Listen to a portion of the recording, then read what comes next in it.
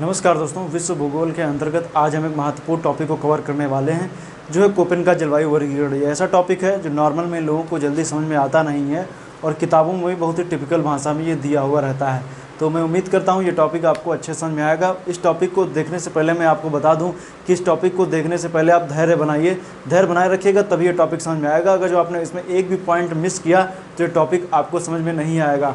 तो इसलिए अगर जो आप फ्री हो तभी ये वीडियो पूरा देखिएगा, नहीं तो आप उसको बाद में देखिएगा, क्योंकि अगर जो आप इसको मिस किए कोई टॉपिक तो आपको ये समझ में नहीं आएगा। तो ज़रूरी है थोड़ा सा धैर्य बनाए रखिए, एकाग्रता के साथ जैसे जैसे मैं बातें बताता जा रहा हूँ उसको आप समझते रहिए, तभी आपको ये टॉपिक समझ में आएगा। कोपेन का जलवायु वर्गीकरण काफ़ी टिपिकल है। अगर जो आप किताबों में अगर जो इसके बारे में कभी पढ़े होंगे तो आपको इसका आकलन जरूर होगा कि आखिर कोपेन का जलवायु वर्गीकरण है कैसे। तो उम्मीद करता हूँ, आइए शुरू करते हैं कि कोपेन का जलवायु वर्गीकरण किन आधारों पर किया गया है। दरअसल पहले मैं बता दूं कि हम लोग जब जलवायु का वर्गीकरण करते हैं तो मैंने इससे पहले बताया था कि विषुवत रेखीय क्षेत्र, विषुवत के ऊपर जाएंगे, सवाना के बाद जाएंगे तो आपको मिलेंगे, एक तरफ मिलता है स्टेपी घास का मैदान, भूमध्य सागरीय जलवायु और हॉट डिजर्ट वगैरह, मानसूनी जलवायु। ये सब जलवायु के वर्गीकरण मैंने इससे ठीक पहले की वीडियो मैंने बनाया है विश्व भूगोल के अंतर्गत, जिसमें मैंने क्या बताया था, क्लाइमेट जोन के बारे में बताया था। तो वो तो नॉर्मल का क्लाइमेट जोन जो मैंने बताए थे वो ऐसे होते हैं, लेकिन इन्हीं सब के आधार पे कोपेन ने अपना एक जलवायु का वर्गीकरण देने का प्रयास किया। इन्होंने कैंडला एक साइंटिस्ट रहे हैं, उनके जो जलवायु के जो वर्गीकरण जिन्होंने किया था उन्हीं मानक तत्वों को उन्होंने लिया और उसको डिवीजन कर दिया। जैसे मैंने विषुवत रेखा हम पढ़ते हैं उसी तरीके से इन्होंने जो विषुवत रेखीय क्षेत्र को ए बताया, ए का मतलब मेगा थर्मल, या दूसरी तरफ से कहें तो इसको उष्ण आर्द्र कह सकते हैं। मेगा थर्मल के बाद जीरोफाइट, मतलब जीरोफाइट जानते होंगे कि मरुस्थलीय क्षेत्रों में उगने वाली जो वनस्पतियों को क्या बोला जाता है, जीरोफाइटा के अंतर्गत रखते हैं, तो जीरोफाइट था। ये बी के बाद था मीजोथर्मल, फिर माइक्रोथर्मल, फिर हेकिस्टोथर्मल। तो ये इतने क्या किए थे, डिवीजन किए थे। ये कैंडला के द्वारा दिए गए थे, ये याद रखिएगा। जो 6 नाम है कैंडला, 5 नाम जो कैंडला के द्वारा दिए गए। लेकिन जो वैसे तो ये नाम देखने में तो काफ़ी टफ लग रहे हैं, जल्दी याद होंगे नहीं। कहने का मतलब है कि आखिर ये नाम है क्या, दर्शा क्या रहे हैं। तो इन नामों को मैं आपको इधर थोड़ा सा अच्छे से एक्सप्लेन करने की कोशिश करता हूँ। तो जो इन्होंने बताया, जो मेगा थर्मल को ए, जीरोफाइट को बी, मीजोथर्मल को सी, माइक्रोथर्मल को डी और हेकिस्टोथर्मल को ई इन्होंने बताया था। तो आखिर ये है क्या, ए मतलब कि ए वही वाला है, मेगा थर्मल का ही ए है। ए मतलब उष्ण आर्द्र, जहाँ की जलवायु कैसी हो, बहुत ही ज़्यादा उष्ण हो, मतलब कि गर्म हो, और आर्द्रता मतलब नमी बहुत ज़्यादा रहती हो। तो सीधी बात है कि जहाँ पे नमी ज़्यादा रहती हो तो टेम्परेचर से और भी इसके कई मानक हैं। जहाँ टेम्परेचर 18 डिग्री सेंटीग्रेड से हमेशा अधिक रहता हो, शीत ऋतु ना होती हो, तो ऐसा क्लाइमेट कहाँ मिलेगा हमें? ऐसा क्लाइमेट हमें विषुवत रेखीय क्षेत्रों में मिलेगा। तो ए इक्वल टू क्या है, विषुवत रेखीय क्षेत्र हमें दर्शा रहा है। फिर बी शुष्क जलवायु, जहाँ टेम्परेचर कैसा हो, ज़्यादा हो और वर्षा कम होती हो। तो हमें कहाँ मिलेगी ऐसी चीज़ें? तो हमें ये वही क्षेत्रों में मिल सकती हैं जो मैंने बताया था। जो कहने का मतलब ये है कि बी का मतलब उन क्षेत्र जहाँ पे हॉट डिजर्ट हो और घास के मैदान, सवाना वगैरह ये सब चीज़ें पाई जाती हैं, तो वहाँ पे हमें देखने को मिल जाएंगे।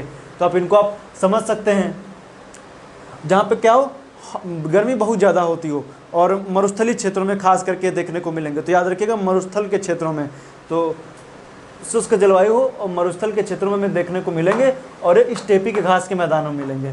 तो अभी मैं बताता हूँ आगे, शुष्क जलवायु को बी इन्होंने बताया। फिर सी था, वो उष्णार्द्र समशीतोष्ण था। देखिए यहाँ पे ये वाली लाइन, उष्णार्द्र समशीतोष्ण, उष्णार्द्र है मतलब उष्ण के साथ आर्द्र है, और समशीतोष्ण जलवायु पाई जाती है जहाँ टेम्परेचर 8 से 18 डिग्री सेंटीग्रेड के आसपास बना हुआ हो। तो ऐसे क्षेत्र कहाँ मिलेंगे? या तो आपको भूमध्य रेखीय जलवायु वाले क्षेत्र मिल सकते हैं, या तो चाइना टाइप क्लाइमेट हमें देखने को मिल सकते हैं। तो हम आगे इसको चर्चा करेंगे, लाइन आप देखते रहिए। फिर उसके बाद में माइक्रोथर्मल के इन्होंने बताया डी। तो डी को है शीताद्र। शीताद्र का मतलब है शीत में और आर्द्र हो, तो उसको शीताद्र बोला गया। तो इसको आप याद रखिएगा डी में।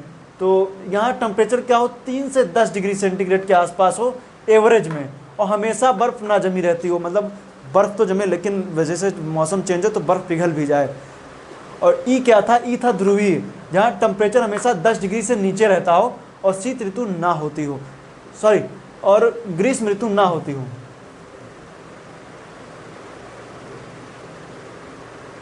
ग्रीष्म ऋतु ना होती हो, वहाँ पे ई बोला।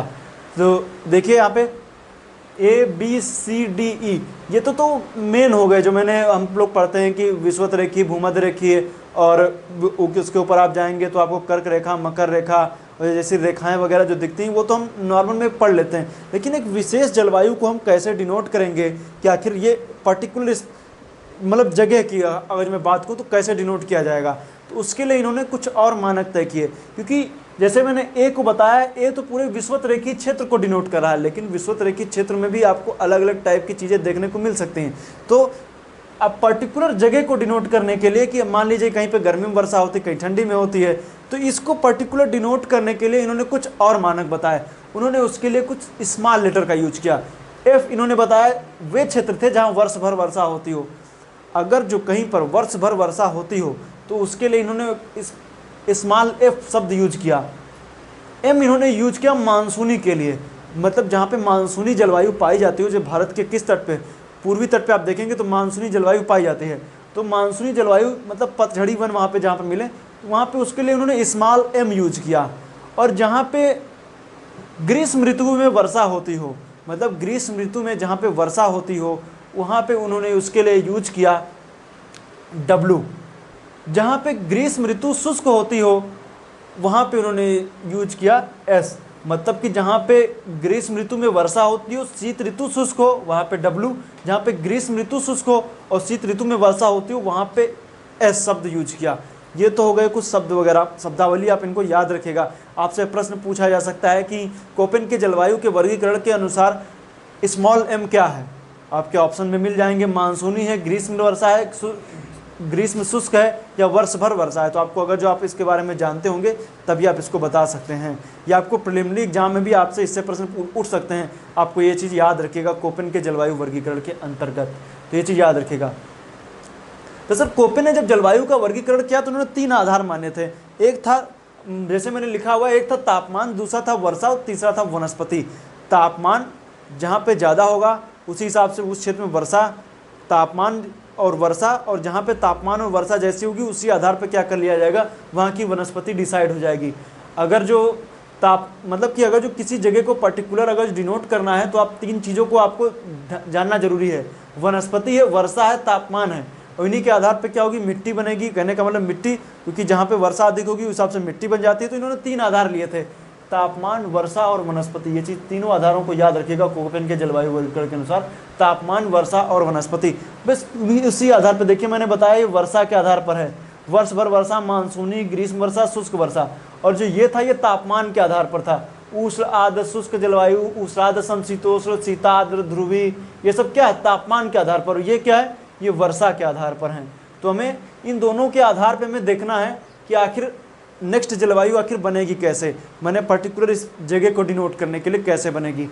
तो अगर जो हम इसका उष्ण आर्द्र, मतलब कि अगर जो उष्ण आर्द्र का मतलब अगर जो हम ए का मेगा थर्मल का ए ले लें और एफ ले लें यहाँ से वर्ष भर वर्षा का, अगर जो हम ए और एफ दोनों ले लें, उष्ण आर्द्र का एफ और वर्ष भर वर्षा का स्मॉल एफ, तो दोनों को अगर जो हम लेंगे तो वो क्षेत्र कैसा हो जाएगा, उष्ण आर्द्र और हमेशा वर्षा होती रहती है, तो क्षेत्र कैसा बन जाएगा आप खुद बताइए। ऐसा क्षेत्र हो जहाँ पे खूब गर्मी होती हो और वर्ष भर वर्षा होती रहती हो, वह क्षेत्र हमें मैप पर कहाँ देखने को मिलेगा, तो सीधी बात है हमें किस क्षेत्र में मिलेगा, विषुवतीय क्षेत्र में देखने को मिलेगा। तो मैंने वर्ष भर वर्षा बता दिया, एएफ मतलब वर्ष भर वर्षा, एक क्योंकि मैंने मेगा थर्मल का लिया है तो ए का मतलब ये वाला क्षेत्र हो जाएगा, और जहाँ पे वर्ष भर वर्षा होती है मतलब विषुवत रेखीय क्षेत्र हो जाएगा। दूसरा ए एम, ए का लीजिए ए, मतलब यहाँ से उठाइए उष्ण आर्द्र का ए और यहाँ से उठाइए एम, एम दिखा रहा है मानसूनी, मानसूनी हो जाएगा। ए एम क्या दिखाएगा, मानसूनी दिखा देगा, क्योंकि मानसूनी क्या है, मानसूनी जलवायु है भारत के इस तट पे। आप देख लीजिए मानसूनी जलवायु आपको देखने को मिलेगी, तो ये क्या है, ये मानसूनी जलवायु को दर्शा रहा है। ए एम क्या दर्शाएगा, मानसूनी पतझड़ वनों को भी दर्शाएगा। फिर है ए ऊपर का उच्च आर्द्र का लीजिए ए, और विंटर का लीजिए मतलब कि ग्रीष्म वर्षा का लीजिए डब्लू। ए और डब्लू, ए और डब्लू क्या दिखाएगा, सवाना को दिखाएगा। आप देख सकते हैं ए और डब्लू क्या दिखा रहा है, सवाना दिखा रहा है। तो ए उष्ण आर्द्र और W का ग्रीष्म काल में वर्षा, मतलब वर्षा होती है लेकिन बहुत ज़्यादा ना होती है। ग्रीष्म काल मतलब कि मंथली के हिसाब से, अलग अलग टाइम के हिसाब से वर्षा होती हो, वर्ष भर वर्षा ना होती हो, मानसूनी टाइप भी ना हो, तो वो क्षेत्र कैसा होगा, सवाना हो जाएगा। यहाँ पे इतनी वर्षा नहीं हो पाती है कि पौधे क्या हो, कि पौधे यहाँ पर किसका रूप ले लें, पौधे यहाँ पर पेड़ों का रूप नहीं ले पाते हैं, घास के रूप में ही उगे रहते हैं। तो ये क्या कहलाता है, AW सवाना कहलाएगा। अब हम आते हैं बी की तरफ, जो है जीरोफाइट। बी में हम देखेंगे, बी में टेम्परेचर ज़्यादा, वर्षा कम होती है, तो टेम्परेचर ज़्यादा है तो सीधी बात है वर्षा कम। तो बी से उठाइए यहाँ का बी और यहाँ से लीजिए एस, मतलब ग्रीष्म ऋतु कैसी हो, शुष्क होती हो, ग्रीष्म ऋतु शुष्क होती हो और हल्का फुल्का विंटर में थोड़ी बहुत बारिश होती हो, तो वो क्षेत्र कैसा बनेगा, स्टेपी बन जाएगा। देखिए स्टेपी घास के मैदान, स्टेपी आप जानते हैं मध्य एशिया के क्षेत्रों में पड़ते हैं। आपको देखोगे वहाँ के आसपास जो आप तुर्कमेनिस्तान, अजरबैजान के आसपास का एरिया है, और उन क्षेत्रों में आप अफगानिस्तान में देखेंगे तो आपको स्टेपी थोड़े बहुत घास के मैदान आपको दिखेंगे। वहाँ पे जो रहने वाले लोग हैं उनसे आप अगर जो वहाँ की दिनचर्या को आप उनके लोगों को देखें तो काफ़ी अपने दिनचर्या में काफ़ी कठिनतम रूप से अपना जीवन यापन करते हैं, वहाँ पे रहने लायक दशाएं नहीं रहती हैं। तो कहने का मतलब ये है कि उन क्षेत्रों में क्या होती है, बारिश बहुत कम होती है, ग्रीष्म ऋतु बिल्कुल शुष्क होती है और ठंडी के मौसम में थोड़ी बहुत बारिश हो जाती है। तो ये चीज़ कैसे, स्टेपी घास के मैदान होंगे, तो आप स्टेपी को यहाँ पे डिनोट कर सकते हैं। बी के आसपास का क्षेत्र ये वाला क्षेत्र पड़ेगा, यहाँ पे स्टेपी घास के मैदान मिलेंगे। फिर आइए देखते हैं BW मतलब मरुस्थली। बी से उठाइए शुष्क जलवायु का बी और यहाँ से उठाइए W, ये ग्रीष्म वर्षा है। ग्रीष्म वर्षा कहाँ पे होगी, मरुस्थलीय क्षेत्रों में होती है। तो ये याद रखिए, यहाँ पे ग्रीष्म काल में वर्षा होती है लेकिन ना के बराबर वर्षा होती, बहुत ज़्यादा वर्षा नहीं हो पाती, तो वो क्या कहलाता है, वो कहलाता है मरुस्थलीय क्षेत्र, हॉट डिजर्ट। ये वाला क्षेत्र आप देख सकते हैं, बी के आसपास का क्षेत्र ये। आइए फिर देखते हैं, फिर हम बात करेंगे उष्णार्ध समशीतोष्ण की, जहाँ पे टेम्परेचर 8 से 18 डिग्री सेंटीग्रेड के आसपास बना रहता है। इनकी खासियत ये है कि इनमें जो वर्षा होती है वो अधिकतर तटीय क्षेत्रों में, कोस्टल रीजन में होती है। तो आखिर कोस्टल रीजन में कहाँ कहाँ पे हो सकती है, और तो इनको दो पार्ट में हम पढ़ सकते हैं, CS और CW। CS मतलब कि ग्रीष्म शुष्क, ग्रीष्म जो CS मतलब कि एस उठाइए ग्रीष्म शुष्क, मतलब कि ग्रीष्म शुष्क, इसका मतलब विंटर में बारिश होती होगी। तो विंटर में जब बारिश होती तो ऐसी जलवायु कहाँ मिलेगी कि भूमध्य सागरीय जलवायु, भूमध्य मतलब उष्णार्ध समशीतोष्ण जलवायु के अंतर्गत भूमध्य सागरीय जलवायु आएगी, जहाँ पे वर्षा कहाँ होती है, ठंडियों के मौसम में होती है। इन क्षेत्रों में जो वनस्पतियाँ उगती हैं वो कैसी होती हैं कि सब एक प्रकार से कह सकते हैं सिट्रिक फूड जो भी है वो सब यहाँ पे उगते हैं। यहाँ पे सिट्रस वाले जितने भी आप देख लीजिए, चाहे आप नींबू ले लीजिए, संतरा ले लीजिए, जैतून ले लीजिए, आप खुमानी वगैरह ले लीजिए, ये सब इन क्षेत्रों में उगते हैं। तो इनको आप भूमध्य सागरीय जलवायु। फिर ये हमेशा सभी महाद्वीपों के पश्चिमी हिस्से पर पाई जाती है। और फिर CW है, CW चीन तुल्य चाइना टाइप। CW मतलब ग्रीष्म काल में वर्षा हो, विंटर शुष्क होती हो, तो ये कैसी कंडीशन मिलेगी, CW मतलब चाइना टाइप क्लाइमेट। ये आप देख सकते हैं चीन के आसपास का क्षेत्र, सी आप देख सकते हैं ये यहाँ पे पड़ेगा। उसके बाद आते हैं शीताद्र में। शीताद्र में आप देखिए -3 से 10 डिग्री सेंटीग्रेड का टेम्परेचर एवरेज में होता है, हमेशा बर्फ़ नहीं जमी रहती है। शुष्क ऋतु यहाँ पर नहीं होती, थोड़ी बहुत बारिश वगैरह यहाँ पे बर्फ़ वगैरह रहती है, तो यहाँ पे इतनी ज़्यादा शुष्कता आपको नहीं मिलेगी। तो ये आप याद रखिए, इसमें कोई स्पेशल DF डिसाइड किया गया, शुष्क ऋतु नहीं होती DF में, F मतलब वर्ष भर वर्षा वाले में। फिर है D तो हम पढ़ चुके हैं। D के बाद आइए देखते हैं E होता है ध्रुवीय क्षेत्र, 10 डिग्री सेंटीग्रेड से नीचे टेम्परेचर, ग्रीष्म ऋतु नहीं। इसके लिए दो स्पेशल E और T को मिलाकर के टुंड्रा, EF को मिलाकर के टैगा बोला गया है।